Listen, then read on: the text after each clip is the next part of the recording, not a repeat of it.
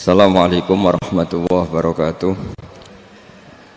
Bismillahirrahmanirrahim. Nahmaduka ya ghafuru ya syakuru. Mashalli wa sallim barik ala sayyidina maulana Muhammadin wa ala alihi wa sahbihi asma'in. Nama ba'du. Sampaikan sanad ini harus muttasil, sehingga kita tahu bahkan cara tidur Rasulullah itu miring kemana, ala jambil aiman, kemudian madhab kiblat. Sebelum tidur beliau wudu, sebelum tidur lagi baca subhanallah 33 kali, alhamdulillah 33 kali, Allahu akbar 33 kali. Sebetulnya wiridan itu sanad paling kuat itu tentang mau tidur, meskipun ada riwayat dibaca setelah apa? Sholat. Jadi makanya kita al-jamu baina riwayaten, habis sholat ya baca itu, mau tidur ya baca itu. Nah, sebetulnya habis sholat sama mau tidur itu ngeri mau tidur, karena ini kan pemanasan mati, pelatihan mati, karena satu kondisi yang ada sudah tidak bisa ikhtiar. Tapi kayak apa Rasulullah? Justru kita kondisi yang nggak bisa ikhtiar itu pesannya Nabi apa? Kamu baca ini, in mutta, kata Nabi. Ada yang baca in mitta. Kalau mau berpikir potensi paling ngeri, bahaya paling ngeri adalah orang mau tidur, karena di situ kita tidak bisa apa-apa. Cara musuhmu mangkel beku ya karek nyembelih, cara bojomu mangkel beku ya karek ngobong, kok ini TV ini. Anda usah merasa tidak akan mengalami itu, ya insya Allah enggak itu. Tapi dengan melihat di TV semua potensi itu ada. Untuk aku turun yang kendaraan tangis-tangis yang akhirat. Kita kok Gusti kalau mau akhirat mau kecelakaan. Nah, justru mau tidur itu Nabi itu unik, kelihatan bahwa ada nubuah, ada kenabian yang luar biasa. Kalau mau tidur ada nubuah, ada kenabian yang luar biasa. Kalau mau tidur itu ada wiridannya. Saya termasuk orang yang fanatik baca wiridan sebelum tidur. Jadi jangan kira kalau Selasa sholat jarang wiridan, tidak punya wiridan di tempat lain, itu sangat suudzon yang menyakiti. Saya punya cara sendiri untuk ingat Allah itu, terutama mau tidur. Sampai istri saya itu protes, Gus nak bersolat tahu mau nyekel tasbih habis tidur. Saya punya tasbih lupa jumlahnya, semuanya di kamar tidur. Ini sekaligus ijazah entah pamer kebaikan tidak tahu saya. Pokoknya sudahlah husnudzon saja. Suudzonu iblis. Karena mau tidur saya pikir kalau tahu-tahu saya bangun terus ketemu mungkar nakir terus kayak apa. Sehingga Rasulullah itu ngajari kita luar biasa. Bismika wa du'tu jambi wa bismika arfa'u. Kalau mau tidur doa apa populernya apa? Bismika Allahumma ahya bismika amun. Hafalnya gitu tok. Saya hafal banyak. Allahumma rabbas samawati sab'i wa rabbal arsyil azim rabbuna wa rabbu kulli syai' falikal habbi wan nawa. Allahumma antal awalu falaysa qablaka syai' wa antal akhiru falaysa ba'daka syai' wa antal dhahiru falaysa fawqaka syai' wa antal batinu falaysa dunaka. Itu tak baca sampai tidur. Saking kadang takutnya sama Allah, akhirnya nggak bisa tidur. Kadang sampai setengah 4 apa terus tidur baru setengah jam terus subuh. Jadi kalau melihat tren itu kayaknya saya bakat wali itu kalau trennya seperti itu terus. Tapi sayangnya tren seperti itu jarang warsid. Makanya terus tidak jadi wali-wali gitu. Tapi saya ingatkan ke jenengan, sanad-sanad seperti ini tuh yang mungkin Anda lupa. Anda hanya ingat sanad misalnya ya Mu'ad inni uhibbuka faqul dubura kulli sholatin atau fala tad'anna dubura kulli sholatin Allahumma inni ala dzikrika wa syukrika. Kamu lupa bahwa saat paling krusial dalam hidup Anda itu tidur. Sehingga disebut wa min ayatihi manamukum billaili wan. Itu dari segi krusial gawat darurat, setiap saat Anda bisa mati. Belum urgensinya tidur untuk melawan maksiat. Itu kalau kamu hidup di kota Demak atau kota Semarang, bener kepikiran niklap atau wong ayu-ayu seneng terminal ning ngene dalan-dalan, itu satu-satunya cara itu hanya tidur. Kowe nak melek tetap jelalatan tak jamin. Masuk ning ngarep masjid Demak nggo tasbih gede-gede. Pangeran bendelok wong liwat tuh eling lur. Barokahnya usul fikih adalah kita belajar dulu. Saya pernah musyawarah sama Gus Zufur tentang usul fikih. Usul fikih itu ada makalah mubah itu tidak ada. Sebagian ulama berpendapat mubah itu tidak ada. Karena setiap mubah saat itu Anda pasti meninggalkan keharaman. Itsma min mubahin illa wa yatahaqqaqu bihi tarku haramimma. Tidak ada kemubahan kecuali saat itu kamu meninggalkan keharaman. Anda tidur, berarti Anda taroktal maksiyah. Anda tidur berarti Anda meninggalkan maksiat. Enggak nyolong, enggak dugem, enggak zina, enggak maling, enggak ngerasani orang. Jadi tidur anggap saja ya Rob, ya Allah saya mau tidur. Tidur itu ibaratun antarkil ma'asi. Jadi malaikat roket pate kandhani iki ra sekedar turu, ya kowe kudu ngerti iki ape ninggal maksiat. hitung mulai saiki bismika Allahumma ya bismika amun ayo roke patit hitung anggap ini kiat meninggalkan maksiat terus turun 6 jam berarti tidak maksiat 6 jam meskipun akhirnya maksiat karena bangun jam 7 artinya maksiat rasubuh gitu. Tapi betapa krusialnya ulama lah yang mengajarkan kita tidur itu rohatan lil abdan untuk istirahat kita pulih lagi bisa kerja lagi. Pak Bupati bisa ngantor lagi, Pak Kapolsek, Kapolres bisa ngantor lagi. Semuanya aktivitas tentara bisa ngantor lagi. Memulihkan kekuatan itu ibadah. Meninggalkan maksiat karena tidur juga ibadah. Tidur saja ibadah. Ini barokatnya umatnya Rasulullah Shallallahu Alaihi Wasallam. Senyaman itu. Coba kalau kamu jadi umatnya Nabi lain, wah itu beratnya bukan main. Dan itu sesuatu yang dimintakan Allah, dimintakan Rasulullah kepada Allah yaitu Rabbana wala tuhamilna ma la taqata lana bih. Termasuk la tahmil alaina isron kama hamaltahu 'alal ladzina min qablina. Jangan bebankan ke umat kami sesuatu yang seperti engkau bebankan pada umat dulu. Umat dulu itu kalau mau tobat kayak umatnya Nabi Musa pernah nyembah anak sapi itu yang pernah nyembah tobatnya dibunuh. Liyaqtulal bari'u minkum al mujrima yang terbebas dari menyembah anak sapi disuruh bunuh yang pernah menyembah anak sapi. Fatubu ila bari'ikum faqtulu anfusakum. Mau beratnya kayak apa? Kalau orang sekarang tobat cukup soal Pak Rosid salami tempel 100.000 dipandu caranya tobat diwari istighfar. Nomor itu penting. Nomor loro seneng kiai, seneng aku maksudnya kalimatnya jelas. Itu sudah. Pokoknya yang jelas gak usah dibunuh. Gak usah apa?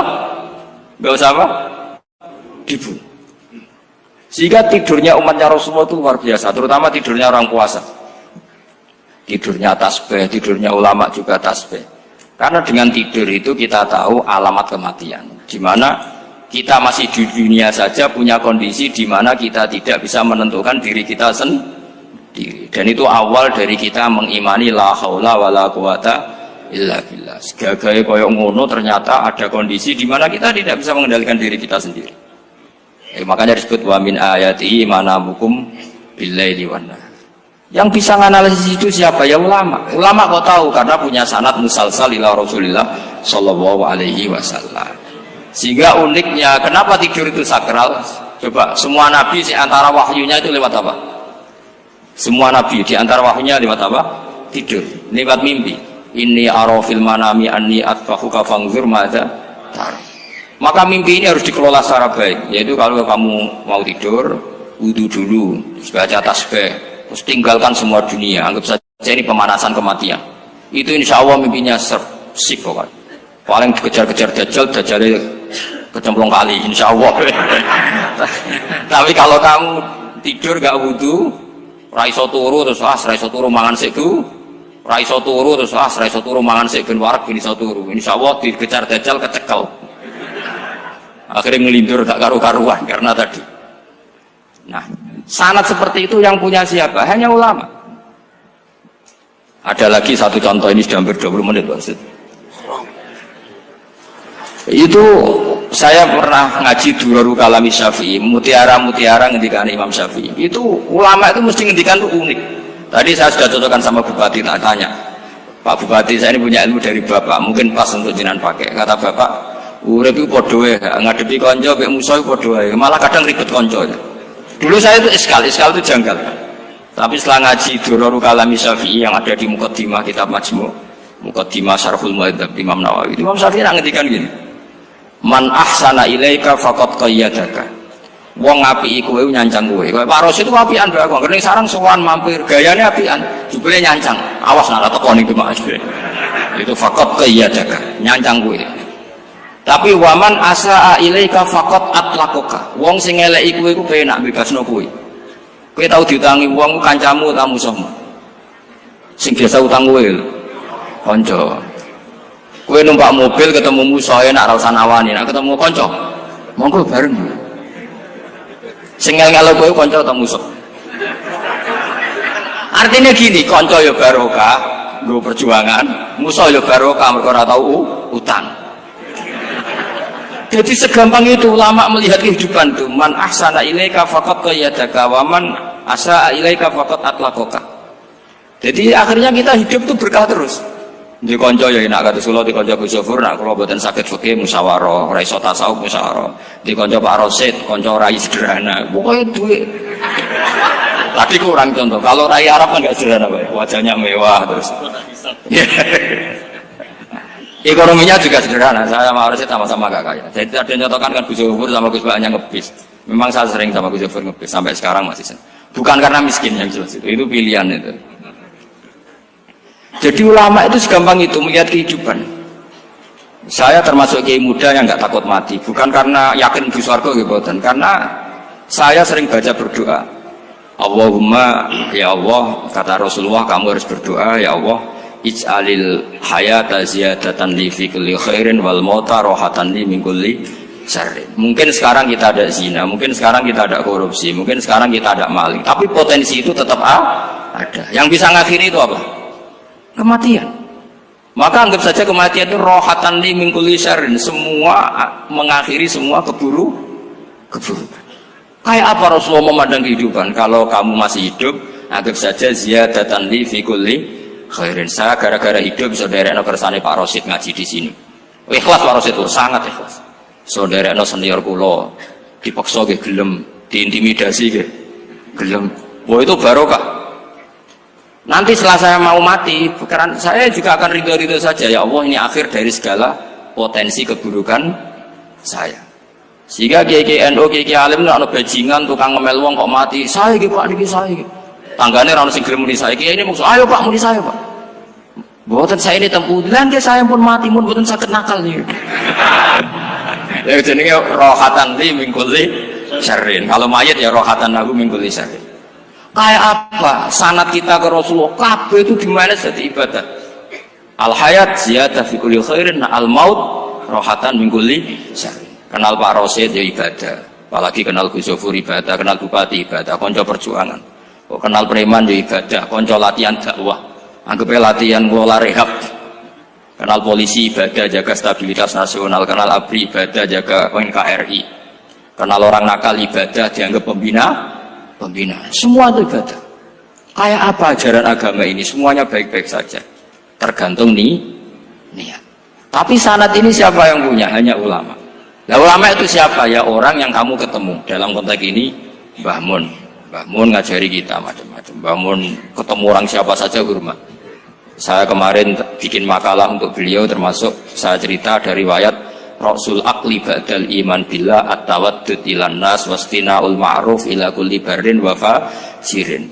Inti iman setelah akal menentukan kita iman kepada Allah, akal setelah mengantarkan logika iman kepada Allah, akal itu kita gunakan at-tawaddud ilan nas supaya kita bersikap simpatik dan melakukan kebaikan kepada siapa saja. Karena barokahnya kita simpatik, nak ngandani wong nggih gampang.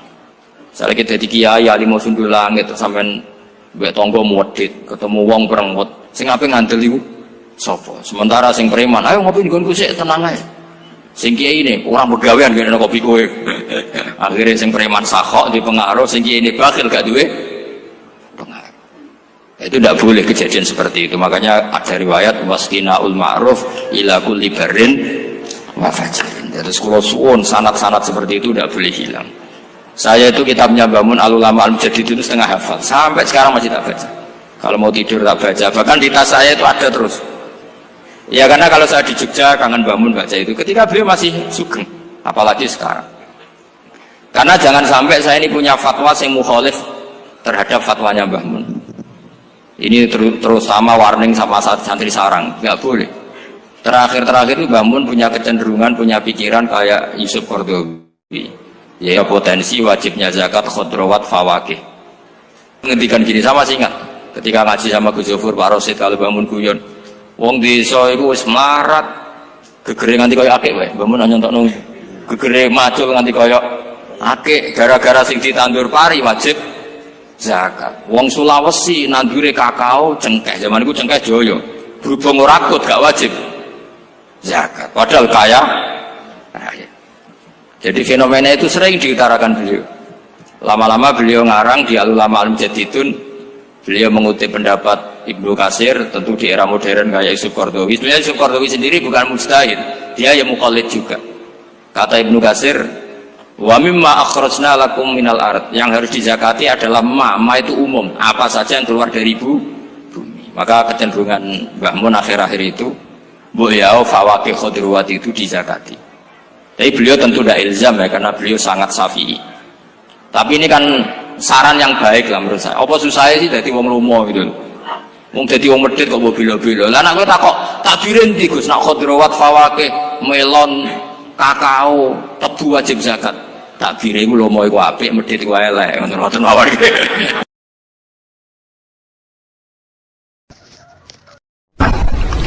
Ada nikmat batinah, yaitu kepuasan mendapatkan ma'rifatullah. Aku ulang lagi, kepuasan mendapatkan apa? Ma'rifatullah. Itu nikmat batin. Baik yang terkait Allah maupun terkait logika-logika tasawuf. Terkait Allah misalnya gini, misalnya kulo mikirnya. Kulo nu bolak-balik matur niki, berkali-kali di tempat ngaji ini. Kimki jenane eling, mboten gadah masalah ingatan ini eling-eling. Eling-eling tenan. Wong nak soleh, ya soleh, soleh. Cek soleh mulai cilik, cek soleh dadakan ke husnul khotimah. Pokoknya apa? Soleh. Niku nak mati, niku bumi ku nangis. Nangisnya bumi ku kekurangan utawi kalong wong sing sujud ning ndekne.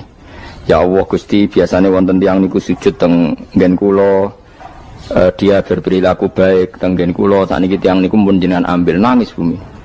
Saniki sing urip karek bedua-bedua, damel narkoba, damel ngefly, damel macam-macam lah. Itu nangis bumi.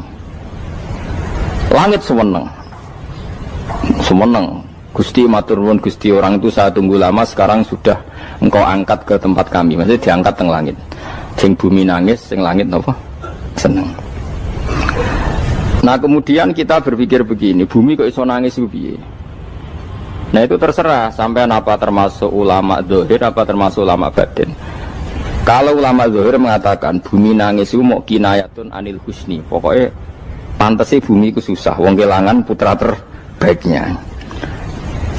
Tapi nak cara ulama-ulama hakikat yang mengenali sekali betapa kudrohnya Allah, betapa kudrohnya Allah itu tidak terbatas. Itu yang meyakini bumi nangis itu nangis tenan. Misalnya ngaten kalau tak terang malih ya. Kowe bayangno dadi Nabi Adam, ngrungokno kowe. Kowe bayangno dadi Nabi Adam. Nabi Adam tenan maksudnya. Terus Nabi Adam orang pertama, dia tahu betul kalau dia dicipta dari bumi. Dan dia pula tahu betul, beliau tahu kalau dia bisa ngomong, bisa mikir, bisa macam-macam. Terus indukannya beliau itu bumi. Mesti pikiran Nabi Adam, jangan-jangan bumi ini juga bisa berpikir kayak saya. Ini kan materi saya, karena saya dari bumi ini bisa ngomong, bisa melihat macam-macam. Terus bedanya apa manusia mbek napa? Umpama kowe dadi nabi napa? Adam. Orang yang dekat sekali, qoribu ahdin, dekat sekali dengan kesaksian kudroh Allah. Gini ku dekne roh nak materine kok bumi, dan dia orang pertama yang urung lali kamane.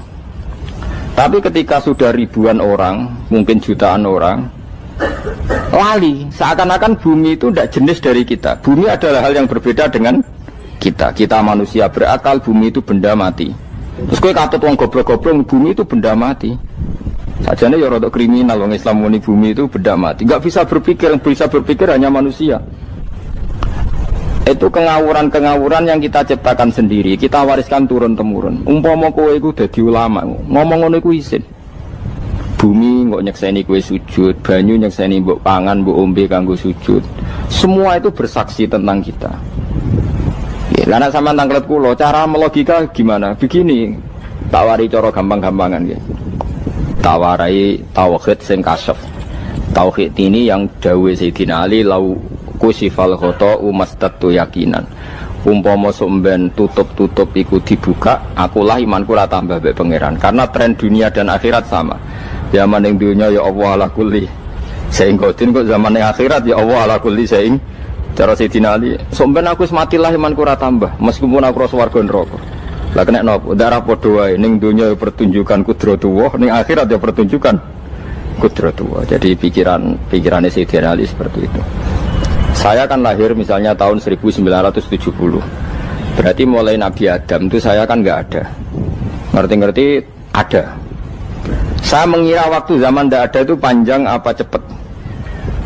Cepat, karena kita tidak melalui itu. Ujuk-ujuk wujud. Kadang kalau mati ya wedi kan. Mau mati jebule kiamat 1 juta tahun kasih apa nang kuburan. Maksud Khalillah itu. Makanya aku ya ora roh, tak tinggal turu sakmono kan yo nglilir. Nang nglilir terus nang ndi.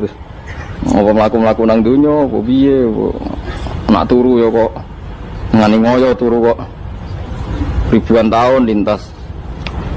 Terus ya apa jajal? Sampeyan tak takoki, misale sampeyan ning kuburan iku apa? Apa ngadepi muka nakil tukaran terus itu keselen tukaran kok nopo ratusan ribu mungkin. Nah terus kita dilatih. Kata Sayyidina Ali gampang latihan seperti kata Sayyidina Ali apa gampang udah jadi wong alim. Pada akhirnya kita ini aku zaman urip yo ora roh karepe, ngerti-ngerti urip, mati yo ora roh karepe.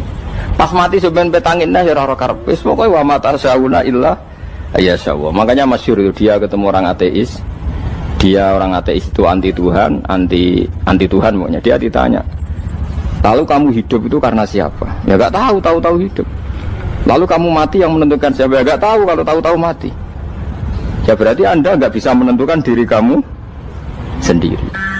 Akhirnya dia taslim, ya ada yang menentukan. Lah ya ada yang menentukan itu dalam Islam disebut apa? Allah, disebut kalimatu haqqin alaiha nahya wa alaiha namut. Jadi kalau maknani itu kalimat yang benar-benar nyata, yang karena kalimat itu pula kita mendapat kehidupan, yang karena kalimat itu pula kita mati, yang karena kalimat itu pula kita akan bangkit lagi. Itu yang makna hakikat. Tapi kalau makna syariat nggak begitu. Kalau makna syariat begini, dan ini benar juga. Mengenai kena ada di ulama, ciri utama ulama itu jami'ul bayan. Dia kalau menjelaskan itu indah sekali dan orang pasti taslim. Sama saya tak warai tenan. Sama kan biasa wiridan la ilaha illallah kan biasa, mulai mimpin tahlil sampai kepeksa mergo do tahlil melok, sampai sing darani bid'ah akhirnya ya melok tanggane napa? Tahlil. Soale wae.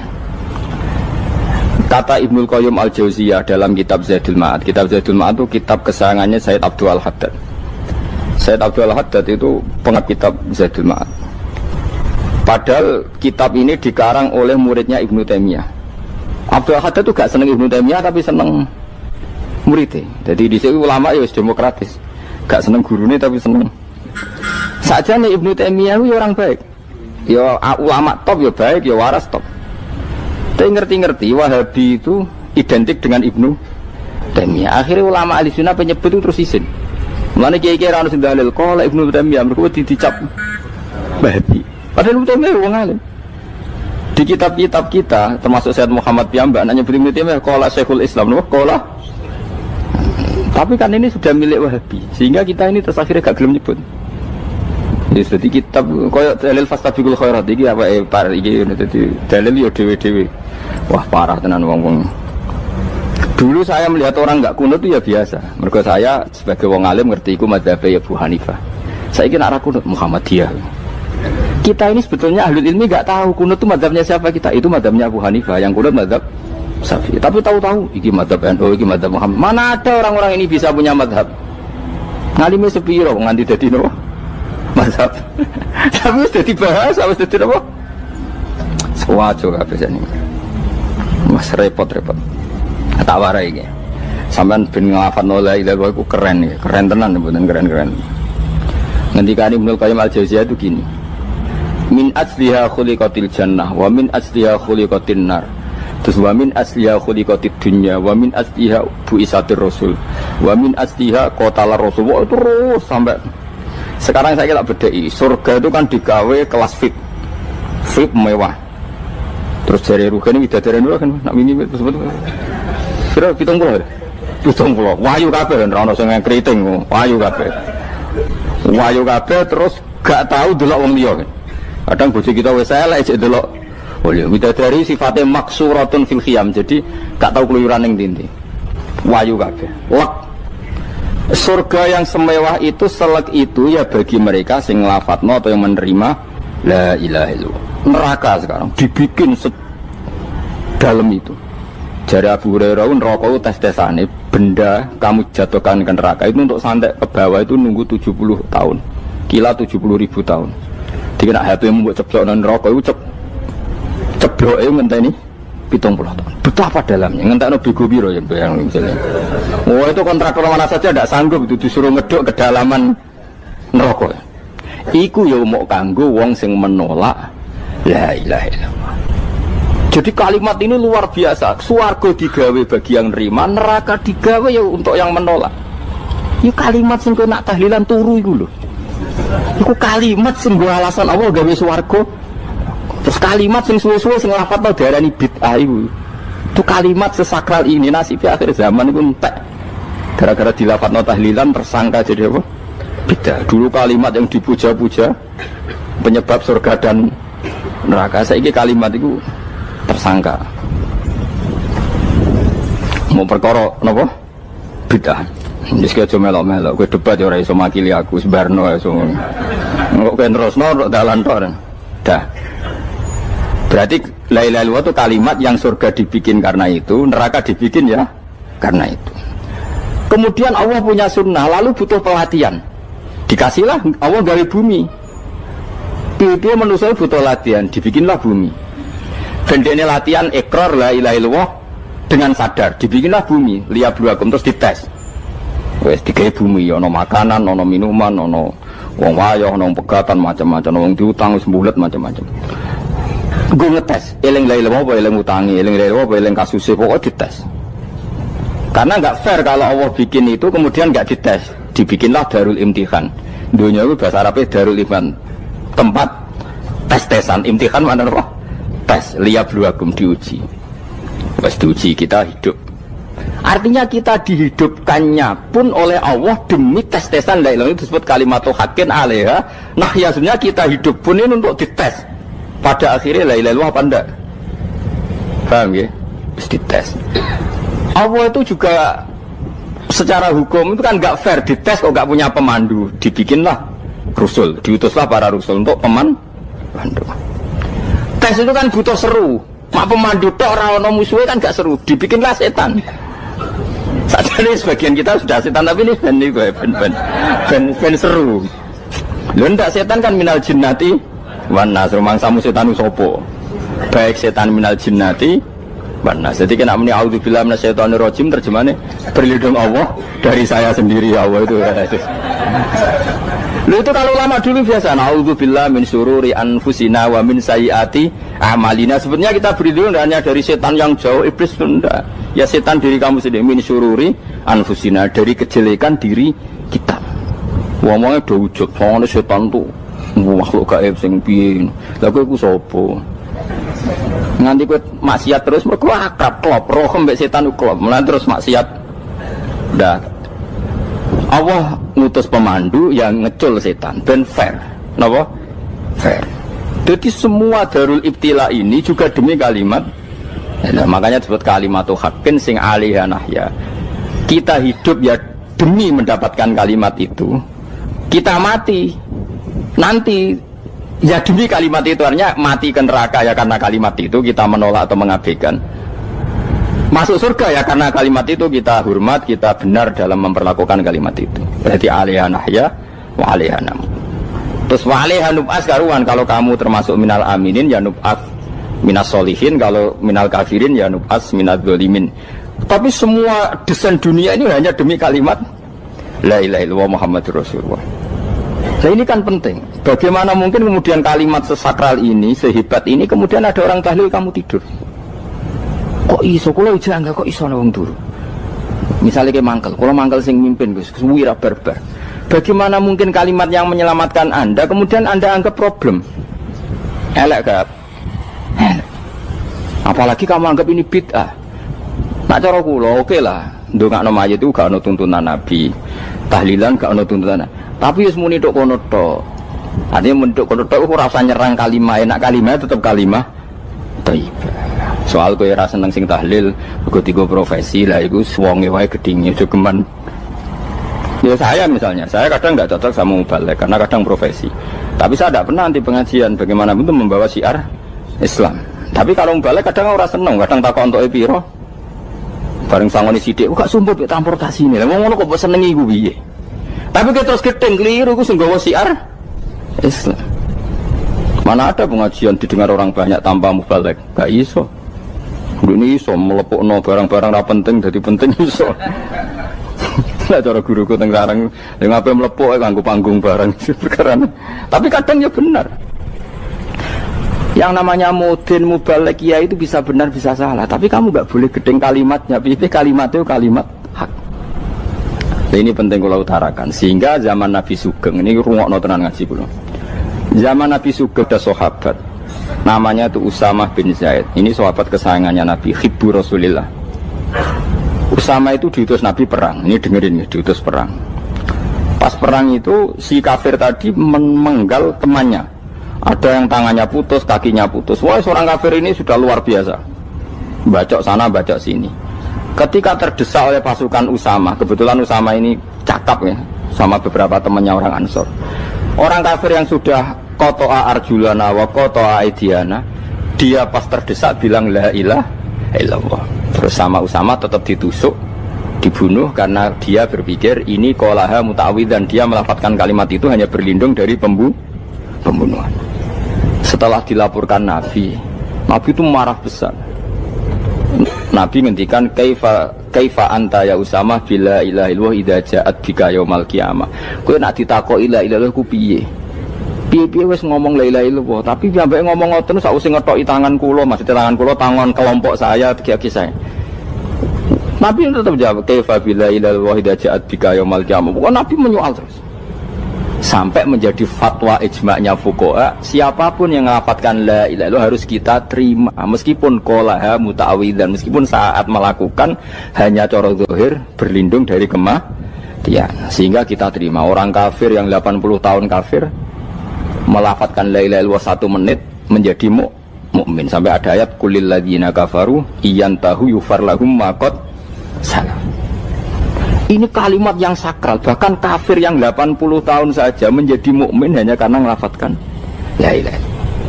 Mulane yang ngaji saya, yang seneng saya, jangan pernah kamu mengatakan ada bid'ah yang orang bisa jadi kafir.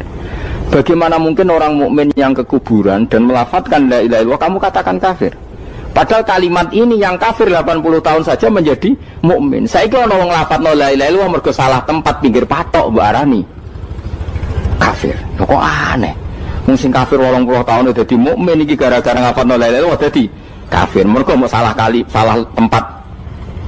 Ning pinggir apa? Patok. Boleh nara cocok mending nganggur, wong sering ziarah ku nganggur. Nyatane ya tenan. Cara dekne pegawai negeri ora sering ziarah. Nah iku tapi ora usah muni kafir gak mungkin lah. Coba kalimat ini itu orang kafir yang 80 tahun menjadi apa coba? Dengan melafadzkan kalimat ini. Mukmin kan? Berarti kalimat ini adalah kalimat penghilang kekafiran. Lalu karena dilafadzkan secara salah dianggap kafir. Hanya karena bid'ah itu tidak mungkin. Makanya sebetulnya Wahabi yang alim-alim itu tidak berpendapat demikian. Saya punya beberapa referensi Wahabi yang alim itu tidak pernah mengkafir-kafirkan orang karena perdebatannya seperti itu. Tapi saat ini wis kuwajo.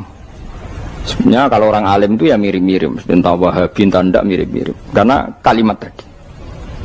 Wahabi itu kitab terbesarnya itu Ibnu Taimiyah. Ibnu Taimiyah itu punya murid Ibnu Qayyim Al-Jauziyah. Itu sampai sekarang saya lihat di fatwanya Ibnu Taimiyah itu begitu hormat sama orang-orang kita ini sama. Tapi tahu-tahu lewat penyaduran sana sini terus menjadi kacau. Jadi kalau balik ini malah ya, sampai nak kepengen dua nikmat batinah seperti tadi yang saya utarakan. Swarga dicipta sedemikian mewah ya demi yang menerima la ilaha illallah. Terus neraka dibikin se ekstrim itu juga bagi yang nolak. Kemudian dibikin daru pelatihan yaitu dunia ya karena kalimat berarti kalimat itu luar biasa. Wa biha qamatis samawati wal ardu. Kalimat ini pulang menjadikan langit bumi berdiri. Lalu sekarang kita bisa ngomong, bisa berpikir, bisa ngadekno BPKB macam-macam. Itu karena kita sendiri apa karena kudratullah? Saya tanya. Karena kudratullah. Kalau karena kudratullah, apa susahnya Allah bikin kemampuan tanah ini nangis, tanah ini susah. Wong podo-podo kowe iso nangis, iso mikir ya mergo kudratullah, ndak karena kamu. Harusnya ya sama, bumi-bumi ini bisa menangis juga karena kudratullah. Makanya bumi ini menangis ketika enggak ada orang yang sujud. Iku ya mungkin. Wong zaman kowe iso nangis ya krana kudratullah, mestine bumi yang kamu katakan benda mati, hakikatnya dengan kudratullah juga sama dengan kita. Mulane tenggene kitab Al-Husunul Hamidiyah, kula ngrasa utang tenan mbek kitab. Dulu saya ngaji 2 tahun kitab Al-Husun. Kitabnya kecil tapi saya ngaji itu 2 tahun. Berkali-kali saya ulang. Itu beliau cerita gini. Dia yang ngarang itu orang alim, kebetulan dia orang India. Memang kelebihannya kitab dikarang orang Arab itu luweh bulet. Wong Arab kan semuanya Islam, karangannya itu standar. Ini dikarang orang India. Di Tonggo Blodor, di masjidnya, dikarang ulama yang masyarakatnya itu udah karu-karuan. Beliau cerita itu gini. Manusia itu punya satu kebodohan, di mana kebodohan itu disebabkan oleh Robtul Asbab Al-Adiyah, mengkaitkan sebab sing biasa-biasa. Misalnya gini, sama saya kita omongi, misalnya ada orang bilang gini, batu ini nanti itu menjadi ayam. Orang bilang mukhal apa enggak? Enggak, jawab saja. Mukhal. Kenapa bilang mukhal? Karena dikira enggak bisa kan? Enggak, jawab saja. Jawab satu-satu. Batu ini menjadi ayam. Kamu jawab mukhal. Alasannya apa? Alasannya enggak mungkin terjadi, apa kamu enggak bisa? Sebetulnya karena kamu udah bisa. Udah. Lau ukhbiro dzakar rajul. Andai kan orang itu kamu kasih tahu, klungsu ini biji asem itu, biji pohon asem itu. Nanti yang kecil ini suatu saat besar. Setelah besar buahnya banyak, tambah besar, tambah besar. Terus orang bilang mungkin. Ketika bilang mungkin itu karena dia bisa, apa hanya karena menyaksikan berkali-kali ada kejadian nak klungsu ditandur, iku iso dadi gede. Coba sama jawab. Karena dia bisa, apa karena hanya menyaksikan itu sering terjadi? Hanya misalnya. Artinya zaman dia mengatakan mungkin, itu pun tidak memberi kontribusi ikut buat. Iya enggak? Tetap bergantung kudrahnya Allah. Dia hanya bilang mungkin karena sering melihat. Sebenarnya dia enggak sama sekali memberi kontribusi. Lah ya darani mungkin ya ora urun. Paham ya? Lalu kenapa dia kecangkeman terus muni wong wis mati dadi lemah gak mungkin dadi manusa meneh. Lho zaman dadi manusa sing wis ngene iki kok mani dene lara melo gawe. Terus muni mungkin mergo sering terjadi, sering roh, sering bersaksi. Berarti sebenarnya manusia itu pakai ukuran dia mampu tidak mampu apa pakai ukuran bersaksi melihat. Bersaksi.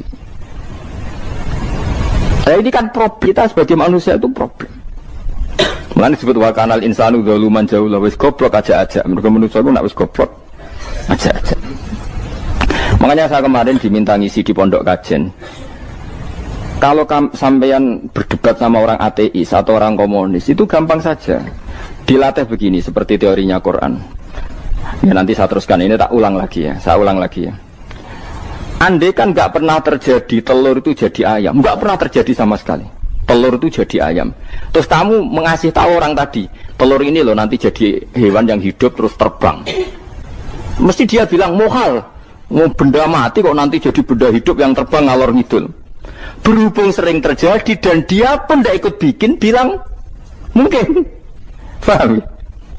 Saya ulang lagi ya. Berarti dia bilang mungkin karena sering apa? Terjadi dan dia lihat. Andai kan pertama kali nggak ada telur sama sekali yang jadi ayam, terus pengalaman pertama di dunia belum pernah terjadi.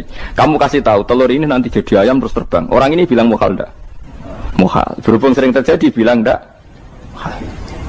Nah berarti kita nanti bangkit dari kubur gampang saja bagi Allah. Cuma belum pernah terjadi kamu mengatakan mukhal. Nah makanya otak kita harus dibenahi. Makanya jogeman percaya ambek yang pernah kita lihat, yang sering kita lihat. Percayalah dengan akal, tapi akal waras tuh. Karena waras itu serempet tatanannya wangil. Makanya Islam itu melatih. Qul falillahil hujjatul balighah. Misalnya begini ya, dulu kalau Gerwani atau PKI atau siapa sajalah, itu kalau melatih anak-anak TK, makanya seorang ulama harus punya kecakapan penjelasan ibanatul ahkam. Itu anak-anak kecil dilatih. Anak-anak kamu terpejam, mintalah manisan sama Allah. Ya Allah saya minta manisan, saya minta permen. Terus disuruh buka, dapat enggak anak-anak? Enggak dapat bu, wah berarti Allah enggak ada. Sekarang minta sama bu guru. Bu guru kami minta permen dikasih. Berarti yang ada bu guru bukan Tuhan gitu. Akhirnya jadi gerakan ateisme. Nah sebetulnya untuk melawan gerakan itu kita harus melatih begini misalnya gini. Saya itu pernah ketemu sama orang yang berpikiran komunis. Oh komunis juga. Dia nantang saya gini, Pak, pokoknya saya tidak bisa menerima konsep Tuhan sebelum Anda bisa menjelaskan kenapa ada Tuhan. Jadi, bocah kok elek ini. Nah, aku ngerti aja, sak cerdas ini tetap cerdas aku yakin tetap cerdas aku. Selain raine seram meyakinkan, tapi harus tetap cerdas. Kulo itu kan wong Quran nggih, artinya punya pikiran panjang. Mungkin di antara orang Islam kita ini tidak punya kecakapan menjelaskan. Tapi kalau orang sering baca Quran, apalagi dia ngaji tafsir ya, yang waras, maksudnya waras lah. Serapati seneng duit, barang ini penting. Kalau seneng duit, mari goblok. Yakin ulama seneng duit, mari goblok, tak jamin. Umpama alim kelas B, kelas C gak bisa, tahqiq gak bisa. Kalau tahu dikandani konco kulo riyen ambek jenengan udah saya kaca akhir. Lah kena apa? Cok seneng duit kulo. Duit masalah bagi ulama. Ora duit luwih masalah kan ya. Maksudnya ora usah seneng tapi aja terus gak duit.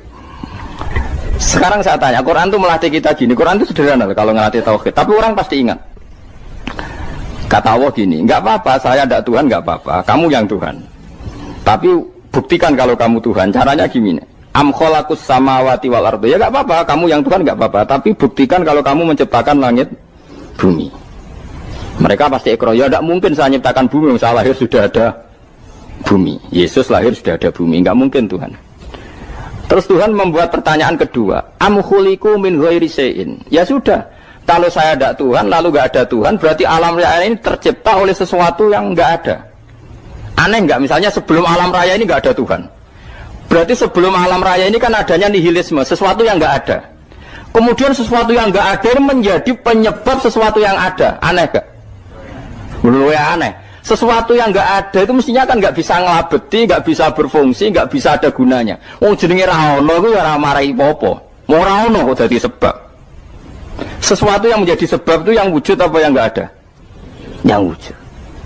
Sak takoi. Lah kalau enggak ada Tuhan berarti alam raya ini lalu sebabnya apa? Ya dari ketiadaan, lalu tiada itu menjadi sebab. Yang tiada kok jadi sebab itu tekem gitu. Mikir. Di mana-mana yang sebab itu harus barang yang wujud. Gak boleh tiada kok jadi sebab. Ini kan jadi aneh, sesuatu yang tiada menyebabkan sesuatu yang ada. Terus dia bilang, ya pokoknya ronde ini kalah, Pak. Tahu kapan tak pikir aja. Pikir nganti mati temenang aku ini ngono. Makanya sebetulnya dalam ilmu mantek pertama itu kita tidak harus iman Tuhan itu namanya Allah, tidak harus. Makanya pertama dikenalkan, sementing kenal Tuhan itu ada dulu. Disebut zat sing wajibil wujud, belum disebut namanya Allah. Allah itu disebut nama Islam, paham ya? Saya ulang lagi, Allah disebut itu nama Islam. Tapi kalau penemuan akal hanya sampai kita ini butuh zat sing wajibil wujud, sing menjadi penyebab semua alam raya ini. Di bahasa Arab disebut musabbibul asbab. Belum menyebut Allah musabbibul asbab. Islam pun pertama Iqra turun ya gak nyebut Allah. Iqra bismi rabbikal ladzi khalaq, khalaqal insana min 'alaq. Iqra wa rabbuka. Tuhan itu siapa? Yang mencipta. Nah, yang mencipta ini oleh syariat Islam disebut apa? Tapi dalam logika yang penting gue kenal si ono musabbibil asbab. Pastikan bahwa alam raya ini yang wujud pasti disebabkan sesuatu yang ada. Enggak boleh barang wujud kok diciptakan oleh sesuatu yang tidak ada. Wong gendeng ora barbar, barang ra ono mbok sifati al-khaliq. Sing gawe langit bumi apa? Pencipta. Penciptane apa? Sesuatu yang tidak ada. Kowe ikhlas dutek ngono kowe ikhlas ta ora? Gak kowe ikhlas ta ora dutek ngono kowe ikhlas ta. Kowe gelem dadi bodho niku. Gelem kowe. Mboten. Nah, nikmat ngono jenenge nikmat batin. Nah, mulane sing suwenang mbek kalimat la ilaha illallah. Wis ana sing bid'ahnallah iku wong nganggur wis beno sak uni-unine. Tapi kadang memang kita berlebihan. Tahlilan ra barbar 40 dina ini ra barbar. Muga alasane wis disangoni akeh tahlil sedih lho sakake penggemar sing keselen sing rantuk sangu ya butuh cepet. Lane cara kula niki penting kula utara nggih. Kowe nek ora cocok tahlilan 40 dina wis ngomong ae kira cocok model harinya.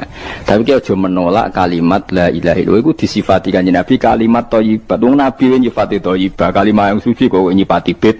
Tak soal kira cocok wong sebut. Misalnya kamu bilang saja wong mati wis sangu amale lha apa didongakno barang. Nek kowe pengen ndonga ora usah ndonga. Wis ora usah biasa wae. Kula lah mbok dongakno ya ora seneng. Gak meyakinkan. Kalau diri swarga butuh dongamu ora ono swarga fadhole pangeran apa butuh ngono barang. Nah tapi kowe donga aku ya seneng. Senenge ya semau lah timbang nyanyi-nyanyi rame-rame sadok donga. Mau mandi apa ora pokoke donga. Saya ulang lagi ya. Makanya Quran itu melatih logika sampai seperti itu. Am khalaqus samawati wal ard bal la yuqinun. Sampai terus diulang-ulang. Am khuliqu min ghairi syai'in. Kalau mereka merasa Tuhan enggak apa-apa, tapi buktikan mereka ini wujud sendiri tanpa sebab. Atau begini, kalau mereka tidak tahu sebab pencipta langit bumi, mereka sendiri suruh yakin kalau mereka adalah penciptanya. Am humul khaliqun, enggak apa-apa. Ya tapi masih Abu Jahal gendeng lah, masih Abu Lahab ngawur lah, nak takoki, ya wes pangeran kowe wae sing gawe langit bumi. Penggemarnya saja pasti tertawa. Mosok Abu Lahab darani pencipta langit bumi, wong lahir wae ning bumi. Tapi Quran oleh ngejawab, am khalaqus samawati wal ardo. Apakah mereka menciptakan langit bumi? Bala yuqinun, mereka pun tidak pernah yakin. Jadi itu pangeran. Makanya di mana-mana orang alim itu suka debat. Karena pangeran sendiri kalau menjelaskan kebenaran seringnya juga nantang debat. Kata Allah, Qul ara'aytum ma tad'una min dunillah aruni madza khalaqu minal ardi am lahum syirkun fis samawat. Enggak apa-apa mereka Tuhan kata Allah, tapi buktikan zaman langit diciptakan mereka memberi kontribusi apa? Apa urun bego, apa urun cagak, apa piye lah pas aku gawe langit iku dekne urun apa jare am lahum syirkun fis samawat. Misale urun apa lah? Urun tol ta urun apa lah. Itu pangeran. Mereka kan pasti menjawab enggak. Terus itu nih di kitab bimbing qobliyada. Kalau kamu nggak percaya Quran sebagai kitab, nggak apa-apa. Tapi buktikan kamu punya kitab tandingan. Nggak, mereka nggak punya juga. Atau gini, nggak usah Quran, nggak usah sakralan. Au atharotim min ilmin, atau kajian ilmiah yang membuktikan bahwa Yesus itu Tuhan, atau yang membuktikan bahwa berhala itu Tuhan. In kuntum shodiqin, nggak apa-apa. Kalau kamu benar buktikan. Nah itu makanya semua Nabi itu punya kecerdasan. Karena tadi Nabi kadung nantang itu nih di kitab bimbing qobliyada. Au atharotim min ilmin in kuntum shodiqin. Tapi sekarang orang alim soleh itu jarang. Yang ngono ngerung soleh rapati ngalim, nggere sing alim biasanya rapati soleh. Ulun itu masuk rontok-rontok ya rontok soleh ya rontok, tapi lumayan masih menjaga hujjatullah tadi. Sebab itu ulama dulu mengajarkan Allah itu siapa? Disifati zat sing wajibil wujud. Karena alam ini kadung ada. Kalau alam ini kadung ada, pasti penyebabnya sesuatu yang wujud. Tapi kalau wujudnya mungkin, bahaya. Wong sing gawe wae wujude terima mungkin bisa wujud bisa tidak. Makanya dipermanenkan yang gawe alam ini zat sing wajibil wujud. Sing wujudnya wajib. Wajib itu enggak bisa enggak pasti wujud. Nah, terus kita kenal itu namanya khaliq, itu musabbibil asbab, itu khaliqul asya. Lalu oleh Islam zat yang demikian itu disebut Allah. Terus jadi la ilaha illallah. Nah, orang yang bertauhid gini tentu punya kenikmatan batin yang luar biasa. Sehingga saya bayangkan nanti mati yang ngono biasa wae kan. Gusti zaman kula teng donya ora melok ngatur oksigen, ngatur nyawa, apa mati ndak ra ngoten. Mulai dari Siti Ali, jenengan jenengan nak mati tambah pinter apa biasa? Ya biasa wae. Ning bumi yo ndelok kudrohe Allah, kok ning akhirat ndak ra padha wae ndelok kudrohe Allah. Mulane beliau masyhur guyonan beliau lauku sifal khata mastatu yakinan. So ben aku nek mukasafah ning akhirat imanku yo ora tambah ya biasa wae, standar-standar wae. Maksudnya kue ning dunya ujung-ujungnya paling pokok ya menyaksikan kudratullah. So ben ning akhirat ujung-ujungnya paling pokok ya delok kudratullah. Ning dunya saiki Allah ya matlubi sing kita cari, so ben ning akhirat ya Allah matlubi. Paham ya? Artinya hukum dunia dan akhirat itu sama. Kita di dunia golek ridhanya Allah, ning akhirat ya golek napa? Ridhanya Allah. Lah nek soal kecil itu, tapi ning akhirat kan masalah pun rokok masalah, diutang ditagih yo masalah, kere suwi ku yo masalah. Ya biasa jenenge makhluk anane masalah. Sing ora oleh di masalah pangeran. Pangeran sing duwe masalah. Biasa wae. Terus niki kula mulai saking penjelasan nggih kias ali itu analogi kias nggih, analog dados tenggene ilmu-ilmu usul fikih itu ada kias itu kan kias aulawi dari bawah dikiaskan ke yang lebih apa? Atas. Ada kias setara namanya kias musawah setara. Ada kias fahwal khitab, maknanya ya orang pasti sadar kalau maknanya seperti itu. Sampean saya kira beda. Jawab mau biasa mau. Kudu ya pantes, pinter ya pantes jawab. Kalau bolak-balik ngaji menerangkan. kita ini hidup itu menjadi tahu apa malah menjadi tidak tahu gara-gara hidup. Nah, aku mari ke goblok sih, ora oleh. Gara-gara hidup menjadi tahu. Yo, ora sing bener gara-gara hidup menjadi tidak tahu. Kowe goblok itu sebab apa? Sebab tahu apa sebab tidak tahu? Wes gak polling gak apa-apa. Ayo 02 sik sebab tahu. Ini yang syukuran. Tahu. Hidup itu menjadi tahu menjadi tidak tahu. Menjadi tidak tahu. Oke, Mas. 01 ya. Oh. Menjadi tahu. Nah, tengah-tengah. Wong loro padha ora jelas ya, cara kowe. Ndak tahu. Berarti menang 0 piro? 2-1. Tawari ilmu hakikat ya. Jadi awal syaratnya jadi wali.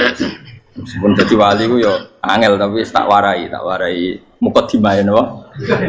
Jadi nak bar iki urung wali cek apa? Mukadimah. Nah, sekarang misalnya gini, saya mau minum teh, berarti saya melihat teh, terus saya minum teh. Karena saya fokus minum teh, terus anak saya main di sekeliling saya, anak saya kecil misalnya, terus jatuh. Saya ini dianggap bodoh kan? Bodoh kan? Gara-gara mau minum teh fokus saja, membiarkan anak jatuh. Yang andai kan saya tidak fokus minum teh, mungkin anak saya terkontrol. Terus ngerti ada cilik kan potensi apa? Begitu juga dunia. Gara-gara kita delok babunan ayu-ayu, delok gemerlapi dunia politik, delok hal-hal yang enggak penting, akhirnya melupakan hal yang penting. Sekarang misalnya Allah itu Ar-Razzaq, pemberi rizki, Allah itu Al-Mudabbir sing ngatur dunia. Gara-gara Fauzi terus meyakini satu makhluk apa yang nyelametno Indonesia. Ini kan dari iman kepada Allah menjadi iman kepada itu tidak boleh sih, iman ya pangeran. Jadi dunia itu biasa wae. Oh, nomor itu kok iso nentokno. Cuma ya tetap berorganisasi secara duniawi, tapi tetap sih menentukan. Iku ngono tenan awas. Nah, karena kita hidup maka menjadi tidak tahu. Kita tahu itu menjadi tidak tahu. Surungono sih, engkau nanti tak terangkan sekian dalil dari Quran dan hadis. Gara-gara saya fokus minum teh, terlena mau ngopi, wah sena isu-isu ngopi. Gara-gara terlena itu anak saya jatuh, menjadi tidak tahu. Begitu juga dunia. Makanya Allah sering memberi nasihat, fala taghurrannakumul hayatud. Kamu jangan tertipu oleh kehidupan dunia. Ibaratnya Allah menimpi direm, dat paling penting, paling pokok. Tapi kamu abaikan. Kamu bilang jabatan penting, teman penting, mitra pejabat penting, komunitas penting. Kamu sampai lupa bilang nah Allah itu lebih penting. Nah, ini sudah mulai kena hijab. Nah, orang yang kena hijab ini nanti tidak bisa masuk surga karena Allah dengan duka marah besar. Allah ngendikan kalla innahum ar-rabbihim yauma idzil lamahjubun. Orang-orang ini nanti ketika di akhirat terhijab dari saya. Karena zaman ning donya ora tau roh aku. Kenapa kok terhijab? Justru karena ada yang diketahui. Justru ada yang diketahui. Contoh paling mudah itu copet atau lonte atau koruptor atau apa saja. Misalnya nyuwun sewu orang jadi copet itu kan nomor 17 atau misalnya jadi pekerja seks nakal itu kan nomor 17 atau 18. Hanya karena pernah mendapat rezeki dari judi misalnya atau dari transaksi yang haram. Terus dia bilang gini, aku nak jadi copet mangan kopo. Aku nak judi mangan kopo. Aku nak gak jadi wong nakal mangan kopo. Padahal dia 17 tahun nyatanya bisa makan, birizkillah apa? Tapi pernah merasakan 1-2 bulan dari rezeki haram, dia menvonis seakan-akan tidak bisa makan kecuali dari rezeki haram. Ya itu tadi gara-gara tahu nikmatnya uang yang sepintas lewat haram, nyopet atau korupsi, terus menafikan nikmat-nikmatnya. Jadi dari tahu nikmatnya nyolong atau korupsi menjadi tidak. Makanya kalau dalam ilmu tasawuf itu gini fatwalian, manusia sekarang itu tidur, kalau mati baru bangun. Jadi cara ilmu tasawuf itu annasu niyamun wa idza matu intahu. Mungkin ada yang hafal tapi ora paham. Jadi rata terang. Annasu niyamun wa idza matu intahu. Manusa kabeh sak donya iku turu. Nek wis mati lagi tangi. Mergo kena wis mati iku lagi roh. Jebule sing hak tenan iku sujud ning pangeran. Sing hak tenan iku subhanallah walhamdulillah. Sing hak tenan iku muni Allahu akbar. Kae zaman ning donya dintekno kowe ngomong, "Nu Amerika super power." Kenal presiden penting, kenal menteri penting, kenal kiai gede penting. Iku mbok entekno. Barang-barang sing cara akhirat gak mendesak mbok entek. Wong nak ramangan mati, nak ra duwe gaji sumpah, nak pensiun sumpah. Hal-hal nanti setelah di akhirat kamu hanya tahu satu kalimatul haq, yaitu kenangan terbaik kamu di dunia itu sujud. Jika kamu getun ketika hidup tidak pernah sujud. Makanya kata Rasulullah, nanti kamu tahu ketika di akhirat hatta takuna sajdatul wahidatu khairan minad dunya wa ma fiha. Sehingga kamu nanti tahu bahwa sujud satu kali itu lebih baik ketimbang dunia dan sisi. Karena ternyata setelah kamu di akhirat yang layak jadi poin kamu hidup di dunia itu hanya apa? Sujud. Nah, yang dunia kan WA penting, HP terbaru penting, babonan penting, mutra penting, ngomong terus berjuta-juta kalimat. Hanya karena kamu hidup. Tahu saya mati, kau ngerti, kau kabeh dak. Maka ilmu kamu itu setelah mati, lagi ilmu terlambat. Nah, pas ilmu mau terlambat itu Allah duka, kalla apa alhaqumut takahatu hatta zurtumul qabir kalla saufa ta'lamun summa kalla. Terus kala lau ta'lamuna ilmal yakin la tarawun al-jahim. Pas kowe ilmumu wis bener, Gusti ternyata penting sujud teng jenengan, ternyata penting jenengan Allah. Pas roh pas waya mlebu neraka, kok wis kecewa. Ya saiki tapi waya mlebu neraka, roh wis terlambat. Mane tak warai saiki bener roh pas waya mlebu neraka. Kok nak roh terlambat, pas roh waya mlebu. Sehingga ketika Allah melehno wong kafir, melehno itu mencibir orang kafir. Kata Allah begini. Ini mungkin yang hafal Quran bisa dicek lagi. Fakashafna angka fito akafa basarukal yauma hadid. Jadi kata Allah ngomentari orang kafir ketika di akhirat, laqad kunta fi ghaflatin min hadza. Kamu lupa kan kalau ada akhirat seperti ini kata Allah. Fakashafna angka fito aka. Sekarang kamu saya kasaf, saya buka semua fakta. Fa basarukal yauma hadid. Sekarang pandangan kamu tajam. Dulu di dunia bilang misalnya seks penting, dugem penting, narkoba penting, maksiat penting. Kalau enggak gitu saya pusing. Nanti di akhirat semua ini jadi problem. Artinya apa? Gara-gara di dunia melihat gemerlapnya dunia, dia menjadi tidak tahu pentingnya Allah, tidak tahu pentingnya akhirat. Maka dengan hidup malah menjadi tidak tahu. Maka untuk menjadi tidak tahu itu sebabnya dua. Makanya polling 01 dan 02 sama benarnya tadi. Gara-gara tahu yang menjadi tidak tahu, gara-gara tidak tahu yang menjadi tidak tahu. Tadi misalnya kamu fokus ya, misalnya Rukin jelalatan untuk cawe doa, fokus untuk cawe doa, gak Allah waktu ngarepe kejengkang, kesandung. Berarti gara-gara melihat menjadi tidak tahu. Ya kira-kira seperti itu. Gara-gara fokus delok dunya nganti ra roh hae Allah Subhanahu wa taala. Di sini Allah sering pesan fala taghurrannakumul hayatud dunya wala yaghurrannakum billahil ghurur. Kamu jangan tertipu dengan kehidupan dunia. Makanya saya itu orang yang paling fanatik sujud. Soalnya kalau suwun jenengan sing sujud. Mau sujud salat 5 waktu lah nikmati. Karena sekali kamu terbiasa mensifati dunia ini penting, nanti kamu akan lupa mensifati akhirat itu penting. Dan itu awal kamu tergelincir dari ansawa isabil, dari jalan yang benar. Makanya tadi pepatahnya orang sufi apa? An-nasu niyamun wa idza matu indah. Manusia itu tidur, kalau mati baru. Terus contoh kedua begini. Kenapa Allah begitu murka ketika orang tidak mengerti hak-haknya Allah? Bukan karena Allah anarkis atau keras, memang secara akal pasti begitu. Saya sama tak beda ini, ya contoh gampang-gampang saja, tak wari logika. Kalau ada orang buta lewat kemudian nabrak tembok, karena apa? Karena buta kan? Buta itu maknanya apa? Tidak tahu.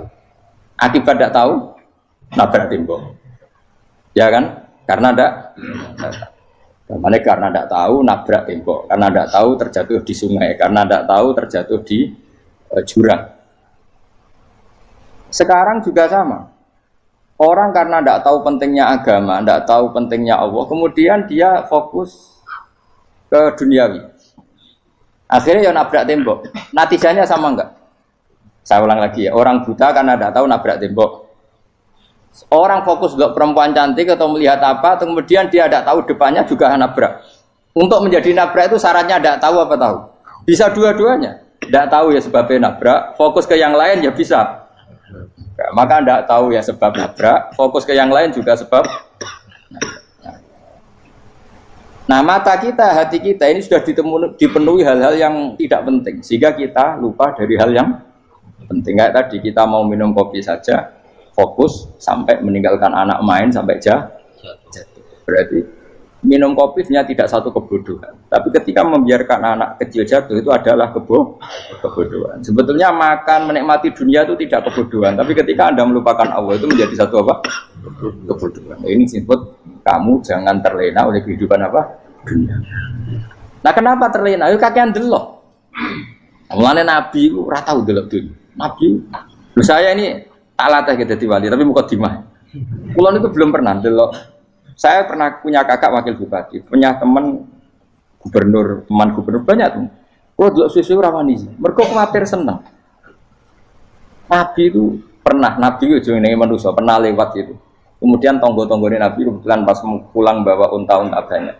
Itu Nabi melihat mungkin 0, sekian detik. Itu wis dilori pangeran. La tamuddanna ainaika ila ma mata'ana bihi azwajam minhum zahratal hayatid. Jadi misalnya koyo rogen misalnya dulu wong numpak Alphard pejabat ana sing bukakno. Enak aja nak jadi wong ngene iki.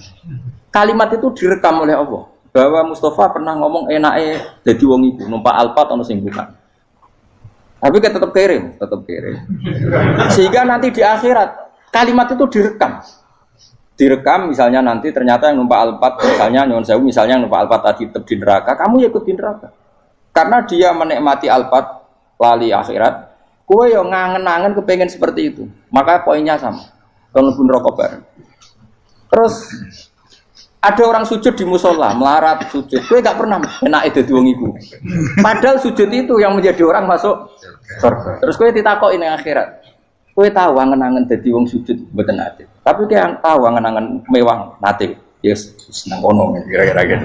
Lha iku la tara undal pas kowe roh ilmu yakin pas wae mlebu neraka. Lha iki mulane tak ajari dini kiat-kiat supaya kira mlebu. Makanya latih melihat dunia itu juga kesuwen. Misalnya di konco, di pejabat. Kalau nanti di keluarga pejabat, sampai sekarang pun saya sering punya teman. Bukan nanti kalau melihat bahwa dia pejabat. Karena saya takut dosa. Saya melihat dia seorang mukmin yang sujud, yang sholat. Saya bodoh sekali kalau melihat dia pejabat. Karena itu tidak ada artinya di akhirat. Saya sampai sekarang yang saya melihat presiden orang yang mukmin, sehingga saya harus hormat. Saya melihat bupati orang yang mukmin, sehingga saya harus hormat. Melihat sampean ini wong sing mukmin, malah gue jalalan barang ini sudah mukmin plus. Jadi rasa tiga kertu pinter gue jalalan.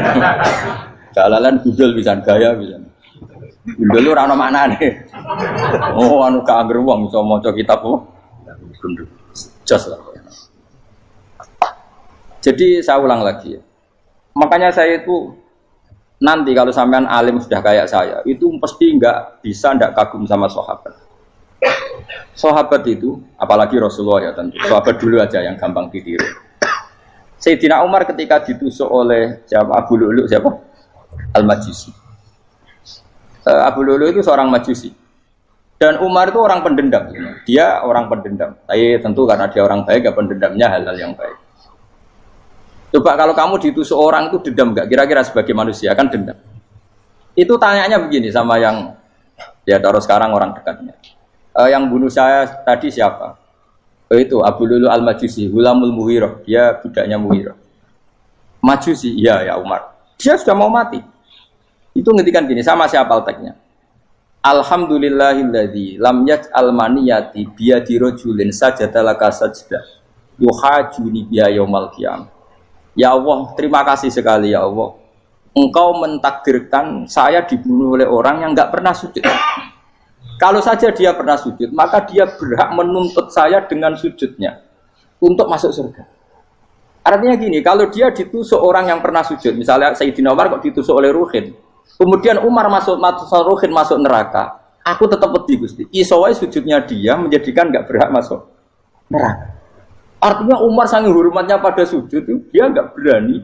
Jadi kira-kira kok Umar sujud kowe iku kira-kira rawani maksudno anak kowe mlebu neraka. Piye-piye di kekuatan sujud yang mempotensikan tetap dia masuk surga. Makanya dia seneng, dendamnya kesampaian.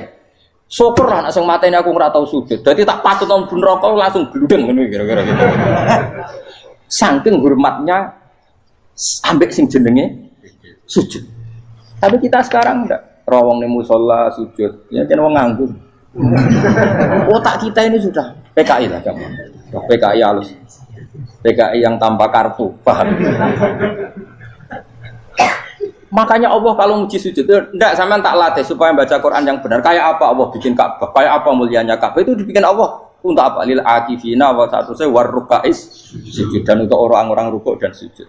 Ketika Allah menurunkan rezeki di bumi dan di langit, itu perhitungannya Allah mau sitok asli.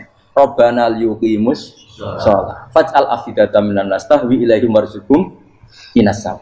Gusti ben nak sujud ku kuat. Piye-piye menungso nak ramangan ra kuat. Nak is kuat dia tenaga yo ben sujud. Liyuqimus shalah. Ketika Allah muji orang baik atau ibunal abidunal hamidunas saihuna satruse arraqiunas sajid. Yang rukuk yang sujud. Karena tadi ketika nanti Anda di akhirat, kenangan terbaik Anda di dunia itu hanya sujud. Liyane iku coba misalnya kene akhirat terus video disetel sih. Pas kongkoi-kongkoi ning perapatan. Bariku nglamonem disetel. Beda di pegawai negeri. Ngayal gajine sakmene, engko sakmene nggo wayo. Wan direkam kabeh. Ora sini-sini wong. Terus tokoh idola sing duwe wae sing tumpakane Alfa di sekretaris saya. Iku mbok nang utekem iku berpuluh-puluh tahun. Dan itu jumlahnya poinnya misalnya 100.000. Bareng idol anu Kanjeng Nabi mau 10%, cuma gayanya mau coba sholawat. Tapi sebetulnya agak tahu bayangno ini miskinan, Mbak Amit nih miskinan. Gayanya mau coba sholawat, tapi uteknya orang tahu pengen melarat koyok. Itu direkam. Makanya dari Habib-Habib sing alim-alim niku, almar'u ma'aman ahabba datar targhib wa tarhib. Kita ini kan sering dimotivasi mubalek. Mubalek itu kan saya naik dhewe nang. Pokoknya seneng Nabi swarga. Dari Habib-Habib sing alim nak ngritik, masalahnya dawe mu almar'u ma'aman ahabba. Wong dibarno wong sing diseneng. Apa kamu bisa menjamin seneng Nabi saudure seneng wong-wong itu? Jangan-jangan kita lebih berkeinginan seperti orang tertentu yang kaya raya, yang terkenal, yang hebat. Meskipun kowe oleh sana muni seneng Kanjeng Nabi. Jangan-jangan status cinta kita terbukti ke orang itu. Iya toh, misalnya gambarnya pasang neng kamar, puas. Partai, uang, kuasa. Terus, kue nyumbang masjid nyuwun sewu mau 50.000. Tapi bareng nyumbang untuk kemenangan orang itu 10 juta. Nyebut uang itu satu hari 100 kali. Nyebut Nabi pendak sholat. Bareng dihitung, dipoling mbek malaikat. Disurvei buat dipoling orang-orang pokoknya. Dengan cara begini, status senangnya orang ini ke siapa? Ya, ono pengajian sholawatan nyumbang 50.000. Nanggo pemenangan. Tapi sudah diundang hayya ala sholah melakukan ngenteni komat. Tapi nak diundang acara kampanye teko ngarep sedurunge 2 jam. Dari sekian di polling, terus kadar cintamu ke siapa coba? Dari sekian indikator misal cara polling. Jangan-jangan diputuskan lebih seneng ke itu. Ya sudah almarhum aman. Apa? Makanya kata orang-orang alim almarhum apa? Orang itu terserah disenangi. Masalahnya kita ini tidak ada jaminan lebih seneng Nabi. Ya orang ada jaminan ya saya aman misalnya. Hitung dewi-dewi. Rasa menang terus kok wedi dosa wis kadung dosa iku wis kadung.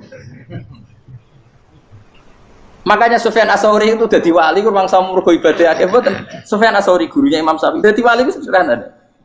Sama tak ceritane orang-orang jadi wali dengan cara yang sederhana. Tapi kan niru copy paste ya, artinya ora apa ya KW lah. Kalau niru gak apa-apa tapi KW kebaikan. Sufyan Ats-Tsauri itu ditanya, "Kenapa kamu sedekat itu sama Allah dan Anda keramat?" Jadi resepnya begini, Dok. Saya itu belum pernah ke masjid nunggu adzan. Paling enggak setengah jam, 1 jam sebelum adzan itu saya sudah ada ke masjid. Ditanya, "Kenapa begitu?" Ketoke kok kawula sing elek, moroe ngenteni diceluk. Terus ngerti nek wayahe yak ngono iku Allah nyeluk. Misale saya punya cah dalem atau saya punya karyawan, tiap jam 8 itu buka toko. Nah, gayangno itu sih. Saya punya karyawan tiap jam 8 tugasnya buka. Selalu buka tokonya ngenteni tak panggil. Rohen, toko buka, siap. Tapi besok yang ngono lagi, wis jam 8 buka, siap. Tiap hari gitu, kira-kira kendaraan karyawan itu goblok apa sopan? Kira-kira enggak jawab deh. Goblok kritik enggak usah gitu.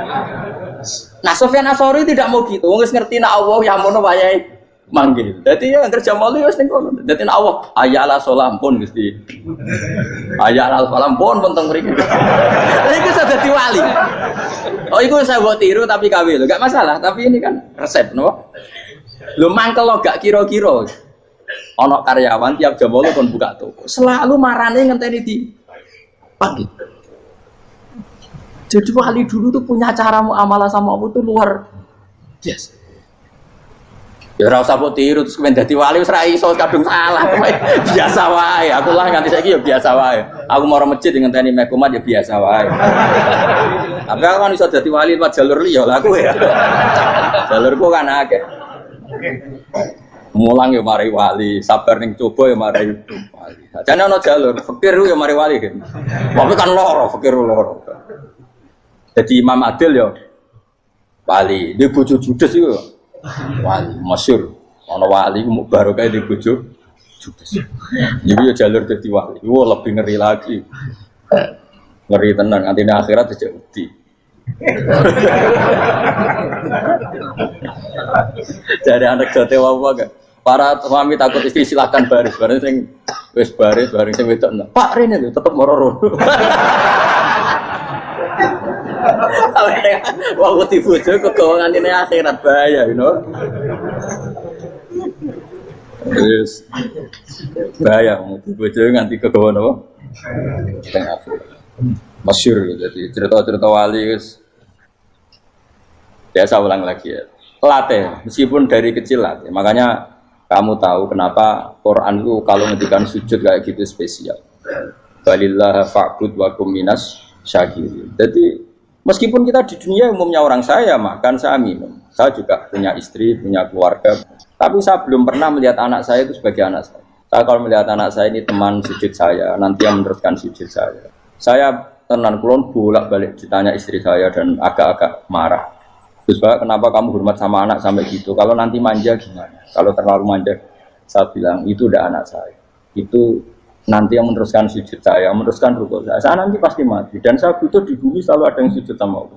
Dan itu yang paling dalam otoritas saya itu anak saya. Orang lain itu enggak dalam otoritas saya. Jika kita melihat anak itu ini penerus sujud saya, penerus rukuk saya. Kita enggak sudah duniawi sekali. Rumah tanah, anak tua ben di rumah. Kapitalistik. PKI lah pikirannya yang ngono, Cina yang ngono. Wong fasek-fasek ning dalan ngono kowe nggawa jalalan ngalor itu percaya ngono.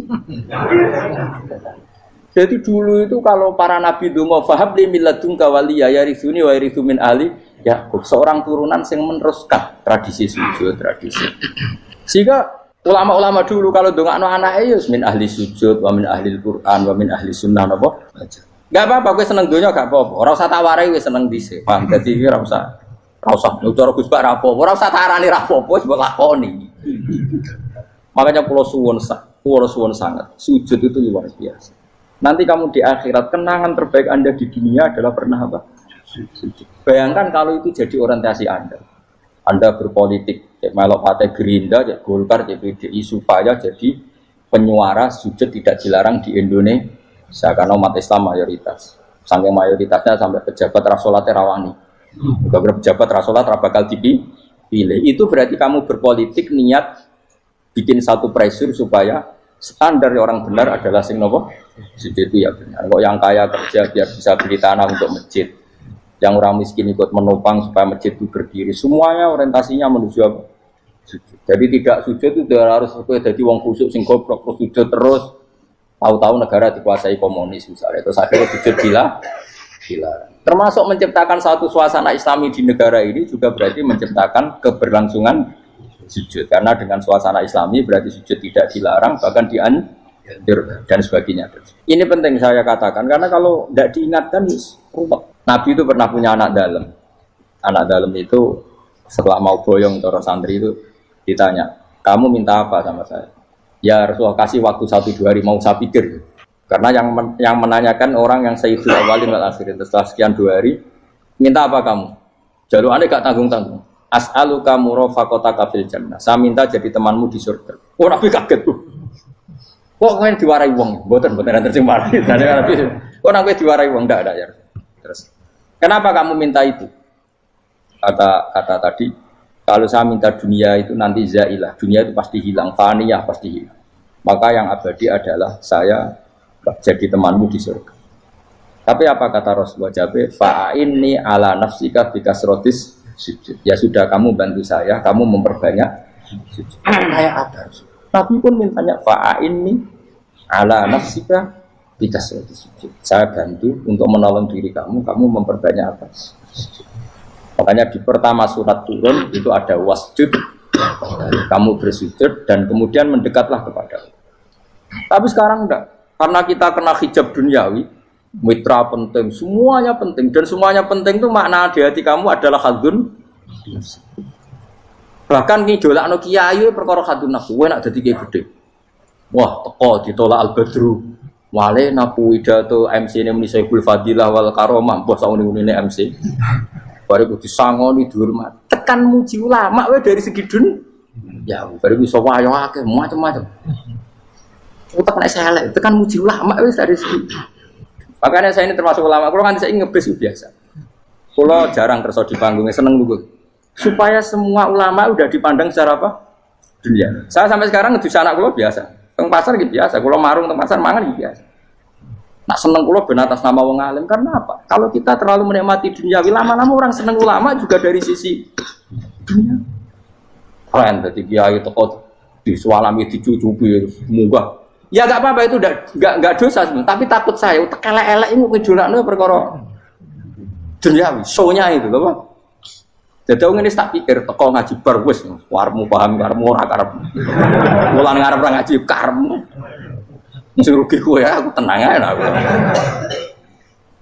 Ben orang itu latihan ikhlas, napa? Latihan. Kalau kadang gitu protes be tiyang dia. Gus, jenengan sekali-kali nak tidak tak derekno sok umum. Aku itu tidak mengharamkan itu meneh kula dereng tuwa. Dereng haji malah turun, topa meneh. Dalane ra roh dereng kiai malah ngel-ngel topa. Ngerusin tahu tak kon derek nang kota, tak kon sepeda motor kan terno ning gone Malibu. Dalane ora roh malah neraka. Lha kene dalan akhirat ora roh donya ora roh sing ora iku apa. Lah tak kowe wong ijo urip. Dalan donya ora roh dalan akhirat ora mbok roh iku apa. Repot. Jadi kenapa saya tidak mau, bukannya menolak, saya senang kalau kiai-kiai terhormat, senang sekali. Saya senang kalau ada ulama dihormati, karena supaya jadi tradisi ulama itu terhormat. Tapi jangan semua ulama mau dihormati, nanti lama-lama jadi siklus. Akan mencintai kiai saja karena fasilitas. Saya senang jadi imam masjid akbar, masjid Istiqlal, imam besar. Senang mergo kenal presiden, datang dikawal. Senang jadi sudes, wah keren, sholat ngarepe akbar, teko dikawal askar. Ya kalau senang karena itu kan berarti menjadi dunia. Itu sirinya kenapa Rasulullah ketika ba'da Fathi Mekah sudah menguasai Mekah, sudah naklukkan Mekah Madinah. Nabi itu satu hari terbiasa mau sarapan saja kadang nggak ada yang dimakan. Tanya ya Aisyah, apa saya bisa sarapan? Enggak ya Rasulullah. Ya sudah saya tak puasa. Supaya tetap terkontrol bahwa umatnya mencintai beliau bukan karena kebesaran. Itu Rasul. Itu setelah periode Mekah loh, jangan kira itu periode Medina. Apa? Itu periode apa? Medina loh. Periode yang setelah Nabi punya segala. Tapi Nabi tetap seperti itu. Kenangannya Aisyah sebagai istrinya apa coba? Dia cantik sekali. Aku tahu jajal turu ngarepe Nabi terlentang. Ya Nabi tetap sholat. Nah, beliau sujud sikilku tak ingkretno. Nah, beliau ngadeg tak lonjoro meneh. Jadi Aisyah wa ana muqtaridotun bene adi turu terlentang. Jadi cara ya sudah terlentang. Nabi nak sholat suwi nggak? Dia tetap sholat. Tapi itu bojo ayu orang ngerasa sholat. Bojo elek ora sholat. Bojo elek ya amen junub menawa. Kowe ora kena go contoh kasus itu wong kasus. Kowe di bojo ayu prawan turu karep pusing sholat ora bos misale lho. Pemene wong jegoten wae tambah over. Mustafa kalau orang nyek jegoten liyane ora usah tersibuk. Mergo nang nyek wong akeh dosa, nang nyek wong sita ora. Misale dosa tak hitung mau ke sore. Aku nyek dosa sita, mulang ganjarane 10. Cek susuk piro? Cek surplus orang dagang cek. Cek badi. Iku enak adene ra ikhlas. Ora ikhlas aku yo ora ikhlas ilmuku, malah lara. Malah neraka ping 13 sebenarnya. Makanya ini dipikir ya, saya ulang lagi, harus dipikir secara matang-matang bahwa kita tidak boleh terlena oleh kehidupan dunia. Menjadi bodoh kan Anda minum teh, kemudian anak Anda jatuh di pinggir Anda. Nah sekarang menyangkut mukjizat. Ini masih tentang ayat ini, nanti sampean tahu logikanya. Tak beda, tidak jawab satu-satu aja. Karena iman sarannya harus tahu. Fa'lam itu tak tahu. Fa'lam annahu la ilaha. Ketika sekarang telur, saya memberitahu misalnya, telur ini udah dipitik, cara kowe mungkin telur. Ayo jawab satu-satu. Mungkin kan? Tapi pertanyaannya, saat telur menjadi pitik kemudian mungkin, dan ayam ini bisa terbang, bisa selingkuh, bisa punya anak turun, itu menjadi mungkin itu kan kamu pun tidak ikut menciptakan. Ikut gak kamu menciptakan telur menjadi ayam? Tidak kan? Kan di luar kudroh kamu, di luar kemampuan kamu. Tapi kamu bilang itu mungkin. Ada onta yang buting, yang sudah hamil sudah. Kamu bilang nanti onta ini mau punya anak dan anaknya nanti bisa jalan seperti induknya. Kamu katakan apa? Mungkin. Tapi saat Anda katakan mungkin, Anda ikut menciptakan enggak? Enggak kan? Tetap itu kudrohnya Allah. Tetap itu. Maka para nabi itu tidak tahu bedanya antara onta yang keluar dari indukannya dan keluar dari batu. Itu syaratnya jadi nabi, syaratnya jadi wali. Nah, saya kira orang nabi. Makanya Nabi Soleh ditakoki, bukti nak kudrohe pangeran ubi. Lah kamu minta apa kata Nabi Soleh? Silahkan ada unta keluar dari batu itu. Nabi Soleh bisa. Ya tenan terus unta keluar dari batu. Terus kaumnya gawok. Wah kok hebat tenan unta metu kok batu. Dari Nabi Soleh, ya padha karo unta lahir kok indukane. Bedane apa? Yo beda. Lah bedane apa? Metu kok watu kok ora melok gawe. Metu kok indukane ya kowe ora melok gawe. Bedane apa? Tapi tak temu kena hijab, temu niku ono bedane. Cara nabi-nabi ora roh bedane. Lah kula termasuk warasatul anbiya ya ora roh bedane cara. Waras utek kula niku waras. Lha yo misale kowe cara iman seperti itu yakin dadi wali. Wes sama amatir-amatir lah, wali swasta lah. Pokoknya sudah siap. Jadi manusia itu lucu, sesuatu yang dia pun tidak bisa. Iku sok bedakno. Kalau telur menjadi ayam mungkin. Sapi keluar dari indukan mungkin, biji padi menjadi padi besar mungkin, tapi nak watu kok jadi biji padi mukhal. Lo saat yang dikatakan mungkin itu apakah manusia ikut memberi?